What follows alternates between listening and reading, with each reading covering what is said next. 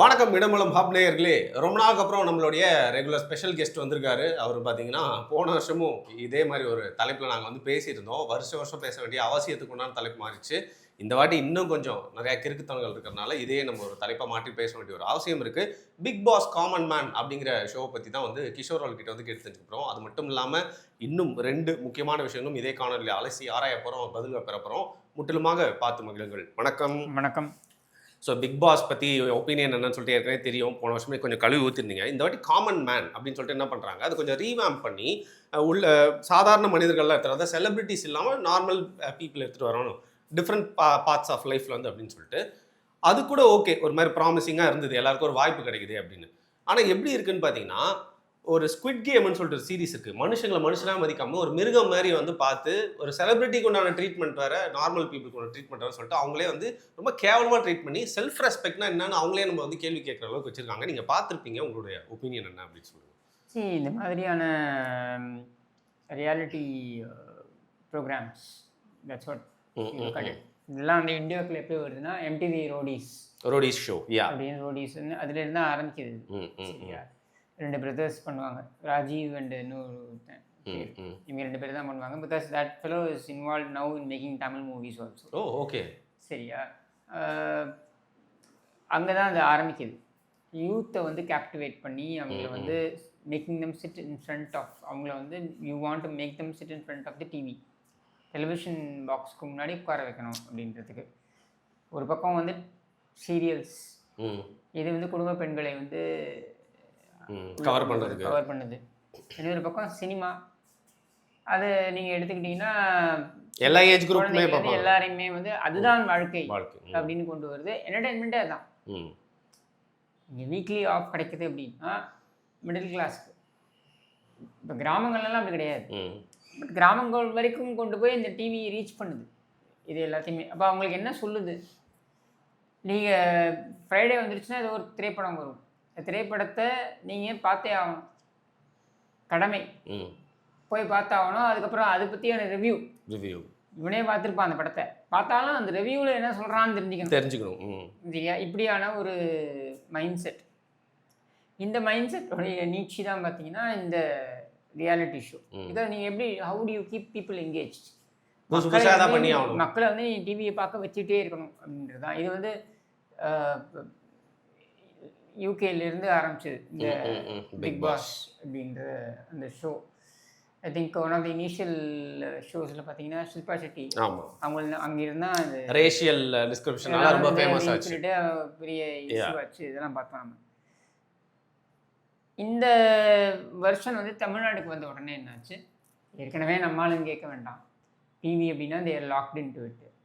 அப்போ இதை பார்க்கணுன்னா நீ மணிக்கணக்காக ஓட்டிகிட்டு இருக்கோம். ஈவினிங் ஃபுல்லாக என்ன பண்ணுறது, வீட்டுக்கு வந்தாச்சு, வேலைக்கு போயாச்சு, வீட்டுக்கு வந்தாச்சு, என்ன பண்ணுவேன், இதை பார்த்துட்டு இருக்க வேண்டியது தான் அப்படின்றது தான் அதனுடைய மெயின் இதுவே. அண்ட் ஹியூமன்ஸோடைய பேசிக் டெண்டன்சி, அடுத்தவங்க வீட்டில் என்ன நடக்குது, ஒரு கியூரியாசிட்டி, பீப்பிங். இந்த பீப்பிங் டான் டெண்டன்சின்னு இருக்கு பாருங்க. இந்த பீப்பிங் டான் டெண்டன்சி மேலே தான் அது வந்து பேங்க் பண்ணுது. புரியுது. எல்லாம் என்னத்துக்கு ஒரு வீட்டுக்குள்ளே கேமரா வச்சு அவங்க என்ன பண்ணுறாங்க, எங்கே போகிறாங்க, எங்கே வராங்க நீயே தெரிஞ்சுக்கணும். டைரக்ட்லி அந்த மென்டாலிட்டியோட ரிஃப்ளெக்ஷன் தான் அது. அதை நீ என்கேஷ் பண்ணணும்னு பார்க்குற. சரியா? இதுதான் அதோடைய பேசிஸ். இப்போ அதோடைய பேசிஸ்க்கு இவங்க என்ன பண்ணுறாங்க, ஏதாவது ஒரு செலிபிரிட்டிஸை என்டார்ஸ் பண்ணணும். இப்போ அதை என்டார்ஸ் பண்ணும்போது என்ன ஆகுது, அந்த வேல்யூ அடிஷன் அதிகமாகுது. ஓகே, இது நம்ம எல்லாரும் சேர்ந்து பார்க்கலாம். ஏன்னா இவரே என்டார்ஸ் பண்ணுறாரு. இப்போ ஒரு அறிவார்ந்த ஒரு தடங்களில் பேசி வந்த கமலஹாசன், நிறைய விஷயங்களை பேசி வந்த கமலஹாசன் இதை என்டார்ஸ் பண்ணுறாரு. நான் வந்து பிக் பாஸ் ஷோவை ரன் பண்ணுறேன்னு சொல்லும்போது அப்போது அவரை பார்க்குறதுக்கு நேச்சுரலாக அந்த இது வருது, நமக்கான ஒரு தாக்கம் ஏற்படுது. அந்த தாக்கத்தின் அடிப்படையில் தான் போய் பார்க்குறோம். அதில் அவர் அரசியல் பேசுவாரா? ஏன்னா நமக்கு ஒரு உள்ளுக்குள்ளே வருதுன்னா திரைப்பிரபலங்கள் அரசியல் பேசியே ஆகணும், இல்லை அரசியலுக்கு வந்தாகணும். இது வந்து அவங்களுடைய பேசிக் ப்ரீரெக்விசிட். நடிக்க தெரிஞ்சுக்கணும் அவசியம் கிடையாது, அவனுக்கு வேறு திறமைகள் இருக்கணும்னு அவசியம் கிடையாது. அரசியல் பேசணும், பஞ்ச் டயலாக் பேசணும். சரியா? அப்போது இந்த இடத்துல இவங்க என்ன பண்ணுறாங்க, முதல்ல கொண்டு வந்த நபர்கள்லாம் யாருன்னு பாருங்கள். அதுக்கு முன்னால் என்ன ப்ரோக்ராம்ஸ்லாம் இருந்தது, டிவியை டாமினேட் பண்ணிகிட்டு இருந்ததுன்னு பார்த்தீங்கன்னா இந்த சூப்பர் சிங்கர் அப்படின்னு ஆரம்பித்து அது அங்கேருந்து அடுத்தது எங்கே போச்சு அப்படின்னா மாநாட மாறுபாடு, கலைஞர் டிவி, அப்புறம் ஜோக்ஸ் பண்ணக்கூடிய காமெடி பண்ணக்கூடிய ஸ்டாண்டப் காமெடி பண்ணக்கூடியது இப்படிலாம் இது போச்சு. நம்ம ரோபோ சங்கர்லாம் அந்த பின்னணியில் தான் அவர் மேலே வர்றாரு. சிவகார்த்திகேயன் எல்லாமே திரைத்துறையோடைய மிக்ஸ் ஆகி எல்லாமே. சரியா? சின்ன திரை, அது சின்ன திரை, அப்புறம் அது வெள்ளித்திரைக்கு தானே அது போகும். இப்படி இருந்த ஒரு என்ன சொல்றது, ஒரு ப்ரோக்ராமை அடுத்த கட்டத்துக்கு எப்படி கொண்டு போவீங்க?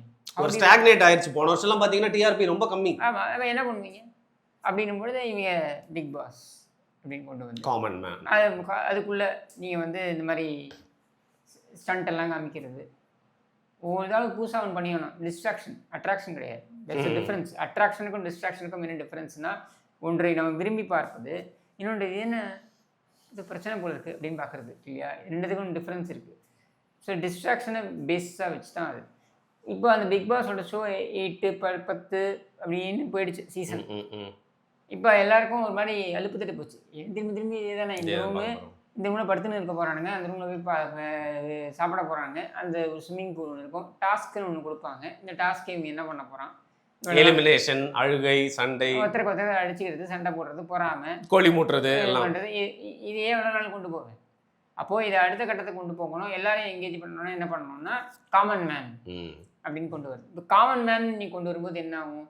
நீ ரோட்டில் போகிற சாமானியனை கூட்டு வந்து நீ அதுலேயும் ஒரு வச்சுருப்பாங்க. உதாரணத்துக்கு நீங்கள் சொல்வதெல்லாம் உண்மையை எடுத்துக்கோங்களேன். காமன் மேன்றாங்க. யார் அந்த காமன் மேன்? எங்கேயாவது ஏதாவது ஒரு மிடில் கிளாஸ்லேருந்து இருக்கக்கூடிய நபரை கொண்டு வந்து நீங்கள் ஏழ்மையில் இருக்கக்கூடிய குடும்பங்களை கொண்டு வந்து அவங்களுடைய குடும்பத்தில் இருக்கக்கூடிய பிரச்சனைகளை கொண்டு வந்து வெட்ட வெளிச்சமாக்குறது. அது இன்னைக்கு வரைக்கும் பார்த்தீங்கன்னா அந்த டாக்குமெண்ட் ஆகி அவங்களுடைய முகம் வந்து ரீல்ஸ்லாம் வந்துட்டு இருக்குது. எவ்வளோ பெரிய ஒரு ஸ்டாருங்க அது. அதாவது நீங்கள் நிறைய பேருக்கு புரிய மாட்டேங்குது. நீங்கள் அந்த ஒரு பெண் வந்து புதருக்குள்ளே போனோம், ஃபஸ்ட்டு எதுவும் பண்ண மாட்டான், பேசிக்கிட்டு இருப்போம் அப்படின்னு சொல்லி அது சொல்லுது அப்படின்னா யதார்த்தமாக அது சொல்லுது.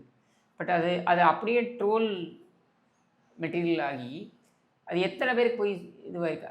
அந்த நீங்கள் யோசிச்சு பாருங்கள், அந்த பொண்ணு ஏதோ ஒரு யதார்த்தத்தில் சொல்லியிருக்கோம். பட் அந்த பொண்ணுக்கு எந்த அளவுக்கு அது பாதிப்பு வரைக்கும். ஸோ இந்த மாதிரியான ஒரு சூழல் வந்து ஏற்படுத்துறது தான் இந்த ரியாலிட்டி ஷோ இல்லை சொல்வதெல்லாம் உண்மை போன்றதெல்லாம். டிப்பிக்கலாக இந்த குடும்பங்கள்லாம் வல்னரபிள்.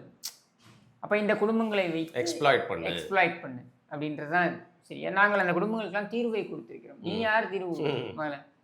Who are you? உனக்கு யார் அந்த அதிகாரத்தை கொடுத்தது அப்படின்ற கேள்வி யாரும் கேட்குறது இல்லை. அவன் குடும்பத்துக்குள்ள பிரச்சனைனா அவன் தீர்த்துக்கணும். இல்லை சட்டம் ஒழுங்கு சார்ந்து போகுதுன்னா கோர்ட்டுக்கு போகணும். நீ யார் நடுவில்? இல்லை, இப்போ நான் ஏன் இதை ஒரு டாப்பிக்காக எடுத்துகிட்டு வந்தேன்னா பார்த்தீங்கன்னா யோசிச்சு பாருங்க, இது எங்கேருந்து வருதுன்னு இதோட நீச்சின்றது யோசிச்சு பாருங்க. பண்ணையார் மென்டாலிட்டி. ஒரு ஆலமரத்துக்கு கீழே ஒரு பால் சொம்பு வச்சுக்கிட்டு நான் தான் முடிவு செய்வேன்னு சொல்கிறதுக்கு இல்லையா, அதோடைய நீச்சி தான் இது. சரியா? அது உட்காந்துக்கிட்டு என்னம்மா கால் மேலே கால் போட்டுக்கிட்டு நம்ம லக்ஷ்மி ராமகிருஷ்ணனா ஹூவர் ஒரு டிஸ்டைனோட, அதாவது ஒரு நான் வந்து மேட்டுக்குடி, நீங்களாம் இப்படி தான் இருப்பீங்க அப்படின்ற மாதிரி தான் அது. அதாவது ரொம்ப நல்லா லக்ஷ்மின்னு ஒருத்தவங்க கதையல்ல நிஜம்னு பியூட்டிஃபுல்லாக பண்ணிருந்தாங்க. அது வந்து கடைசியில் சொல்வதெல்லாம் உண்மையில் வந்து நின்றுச்சு வேற மாதிரி மருவி. இப்போ நான் எந்த டாபிக் எடுத்துகிட்டு வந்தேன்னா, ஈவன் லக்ஷ்மியோடைய ஷோவே நீங்கள் எடுத்தீங்கன்னாலும் என்ன பொறுத்த வரைக்கும் நான் அப்படி தான் பார்க்குறேன். நீ வந்து ஏதோ டிஸ்டைன் மாதிரி you are somebody. See I have lot of respect for Lakshmi as an actor, as a performer, fantastic personality. அதில் ஒன்றும் மாற்றுக்கிறது கிடையாது. But your personal life it self is something different அப்படின்னும் பொழுது how is it that you are equipped, you think that you are equipped to come and manage everybody else's personal life? இல்லை, இதில் என்ன ஆச்சுன்னு பார்த்தீங்கன்னா ஒரு டாஸ்க்குன்னு ஒன்று வைக்கிறாங்க ஸ்டார்டிங்லேயே. சேர்லாம் வந்து அதுக்குள்ளே அடிச்சுக்கிறாங்க. அது பெருமை ஏங்க. நீங்கள் எல்லாத்துலேயுமே அப்படி தானே நடக்குது. நீங்கள் ஒன்றும் இல்லை, நீங்கள் மக்கள் மன்றம்னு நடத்துகிறாங்க எல்லா சேனல்லையும். சொல்லி வச்ச மாதிரி சண்டை நடக்குதா? ஆமாம், சொல்லி வச்ச மாதிரி சண்டை நடக்குதா? தூக்கி சேரை அடிக்கிறது, அவங்க உடனே அமைதியாக இருங்கன்ற எல்லாமே நாடகம். வாண்டடாக பண்ணுறது, டெலிபரேட்டாக பண்ணுறது. பிகாஸ் எனக்கு இதை பற்றி எப்படி தெரிய வந்ததுன்னா, விஜய் டிவியோட என்னோடய அசோசியேஷன் அப்படின்னு எடுத்தீங்கன்னாக்க you are ex Vijay TV. But then நான் சொல்கிறேன் என்னோடய அசோசியேஷனா நீயா நான் ஷோ போகிறேன். நான் நினச்சது என்ன, இப்போ நம்ம 2 பேரும் உட்காரோம், இப்படி உட்காரோம், அப்படியே உட்காந்து அப்படியே பேசுகிறோம் போகிறோம், அவ்வளோதான். We don't plan, we don't script பண்ணுறது கிடையாது, பிளான் பண்ணுறது கிடையாது, எதுவும் கிடையாது. இந்த டாபிக் பேச போகிறோம், ஓகே இந்த டாபிக் பேசுகிறோம். நடுவில் தும்பினா இல்லை கொட்டாய் விட்டா மட்டும் அதை எடிட் பண்ணிடுவோம், அவ்வளோதான். அது கூட ரேரிட்டி, சரியா? Because we don't track it for 1 hour 1.5 மணி நேரம் ஆத்துறது கிடையாது. We just try to finish. யாரையும் தூங்க வைக்கிறதுக்கு ஷோ பண்ணல கிடையாது. We just finish it as soon as possible. அப்படி இருக்கும்பொழுது நீங்கள் அந்த இடத்துல யதார்த்தம் இருக்கும். பட் நீயா நானா எடுத்தீங்கன்னா அந்த ஷோவே அப்புறம் தான் எனக்கு புரிஞ்சுட்டு எவ்ரிதிங் இஸ் டாக்டர் ட்ராமா. யார் என்ன பேசணும், எப்படி பேசணும், பேசுறதெல்லாம் வரவும் வராது. ஆமாம், நீ 6 மணி நேரத்துக்கு ஷூட் எடுக்கிறீங்க. 6 மணி நேரத்துக்கு ஷூட் எடுத்து அதுலேருந்து நீங்கள் 1/2 மணி நேரமோ 3/4 மணி நேரமோ எடுத்து நீங்கள் போடுறீங்க. அந்த 6 மணி நேரத்தில் நீங்கள் எப்படி பண்ணுறீங்கன்னா அங்கே டாக் பேக் வச்சுருக்காங்க. டாக் பேக்கில் நீங்கள் பேசுகிறீங்க.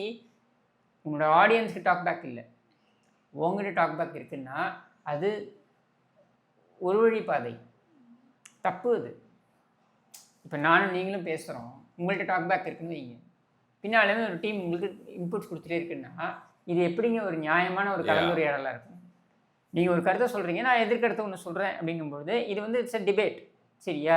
அப்படி தான் ஒரு டாக் ஷோவும்.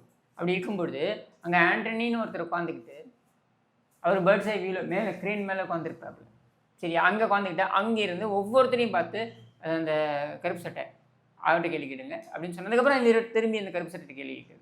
சரி, அப்போ இது டாக்டர் ஷோ. இப்போ நிறைய பேர் நான் பார்க்குறேன் சோஷியல் மீடியாவில், நீயா நானா பார்க்குறது தான் நான் விஜய் டிவியே பார்க்குறேன். என்ன நீயா நானா? அவன் எப்போ அவனை மேனிப்புலேட் பண்ணுறான், ரியலிஸ்டிக்காக ஏமாறுறது அவங்களுக்கு ரொம்ப பிடிச்சிருக்கு. மேனிப்புலேட் பண்ணுறான்னு பொழுது அதில் என்ன இருக்குது பெரிய இது? யார் அழணும்னு 2 கேரக்டரை கொண்டு வந்து வைப்பாங்க, அப்புறம் அழகாக இருக்கவங்க ஒருத்தவங்களை வச்சுருப்பாங்க. இதெல்லாம் வந்து செட் பண்ணி பண்ணுறது தான் அது. சரி, காமன் மேனும் உட்கார வைப்பாங்க. நான் இப்போ காமன் மேனாக போய் உட்காந்துருக்கேன், இந்த ஷோவில் உட்காந்துருக்கேன், நான் பரிசு வாங்கியிருக்கேன், அதனால நான் சொல்கிறேன். சரி, எப்படி தான் ஐ அண்டர்ஸ்டுட் என்னென்னா இது எல்லாமே செட்டப் பண்ணி. அப்போது இந்த செட்டப்பில் இருக்கு இல்லையா, இதில் வந்து ஒன்றுமே ரியாலிட்டி ஒன்றும் கிடையாது. இல்லை, இப்போ நான் இந்த தலைப்பு எடுத்துகிட்டு அப்போ என்ன அட்டென்ஷனை சீக் பண்ணணும். யார் பெஸ்ட்டாக அட்டென்ஷன் சீக் பண்ணுறானோ அவனுக்கு கவரேஜ் கிடைக்கும். அதுதான் பிக் பாஸும், சரியா? நீ வந்து வீட்டுக்குள்ளே யார் நிறைய டிஸ்ட்ராக்ட் பண்ணுறாங்க, அட்டென்ஷன் எப்படி சீக் பண்ணுறாங்களோ அவங்களுக்கு அது வந்து ஒரு பெரிய அட்வான்டேஜ் போய் முடியும். அவ்வளோதான், வேறு ஒன்றும் கிடையாது. இதில் வந்து நபர்கள்லாம் எடுத்து பாருங்களேன், இவங்களெல்லாம் சோஷியலைட்ஸாக, சோஷியல் பர்சனாலிட்டிஸாக, அவங்களோட பாடி லாங்குவேஜை நீங்கள் பாருங்கள். பிக் பாஸ்க்குள்ளே வரதுக்கு முன்னாலேயும் பிக் பாஸ்லேருந்து வெளில வந்ததுக்கப்புறம் பாருங்களேன், மோல்டு பண்ணி அனுப்புவாங்க. உதாரணத்துக்கு ஜூலி, ஜென்சின்னு சொல்லிக்கொள்கிற ஜூலி ஜூலி கிடையாது. 37 வயசுல நீ ஜென்சி கிடையாது. ஜூலி ஜென்சி ஆனாலும் ஜென்சிலாம் நான் ஜென்சியே இல்லைன்றாங்க, சரியா?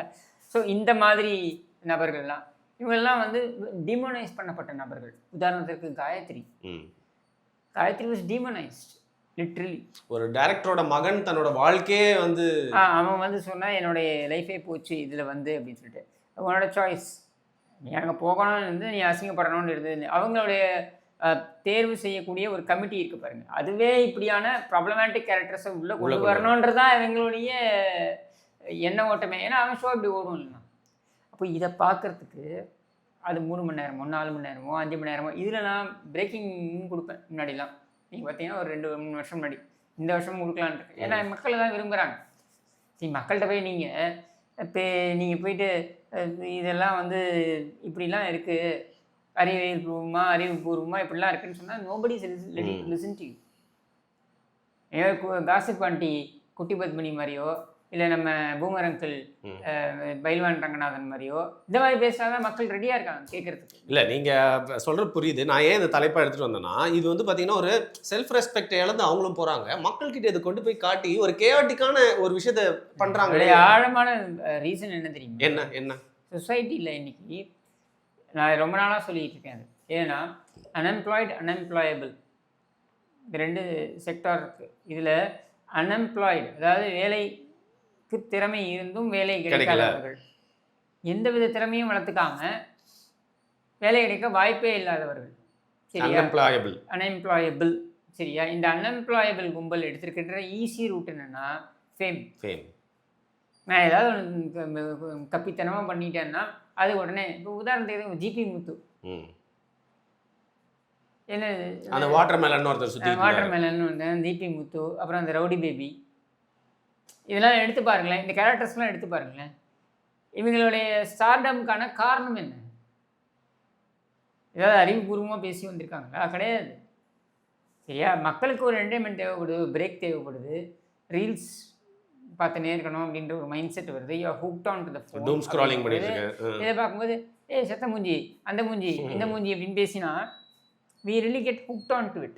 இல்லை நம்ம ஒன்றும் பூமர் மாதிரி உட்காந்து பேசல. இதுக்கு என்ன மாதிரி காலகட்டத்தில் உட்காந்துருக்கோம்னா ஒன்லி ஃபேன்ஸ்ன்னு சொல்லிட்டு ஃபுல்லாக உடலை காட்டி சம்பாதிக்கிற அப்புறம் ஹவுஸ் ஒய்ஃப்லாம் இன்னைக்கு வந்து செக்ஸ் கால் பேசிட்டு காலத்தில் வாழ்ந்துட்டு அதெல்லாம் வந்து ஒரு பக்கம் தனியாக நடந்துட்டு தான் இருக்கும். சரியா? நான் அதெல்லாம் I'm not getting in to that. அதான் திருப்பி சொல்கிறேன், நீங்கள் பூமர்னு நான் சொல்கிறேன். I'm not sounding boomer. இல்லை நம்ம ஏன் இதை பேசுகிறோம்னா இதுல இருந்து மக்கள் கிட்ட ஒரு இம்பாக்ட் இருக்குல்ல, அதை வெளில கொண்டு வரணுன்றதுக்காக. மக்களுடைய எண்ண ஓட்டம் உடைய பிரதிபலிப்பு தானே இது எல்லாமே. சரி, உனக்கு என்ன பிடிச்சிருக்கோ அதுதான் அவங்க தராங்க. அவங்க தரதை நீ வாங்கிக்கிறது இல்லை. உனக்கு என்ன பிடிச்சிருக்கோ அதான் தராங்க. உனக்கு என்ன பிடிக்கிற மாதிரி இருக்கும் அப்படின்னா உன் டேஸ்ட்டை பொறுத்து தான் அது. கேயாஸ், நெகட்டிவிட்டி, கான்ட்ரவர்சி, வயலன்ஸ், ஒருத்தரை அடிச்சுக்கிறது, பேக் பைட்டிங்.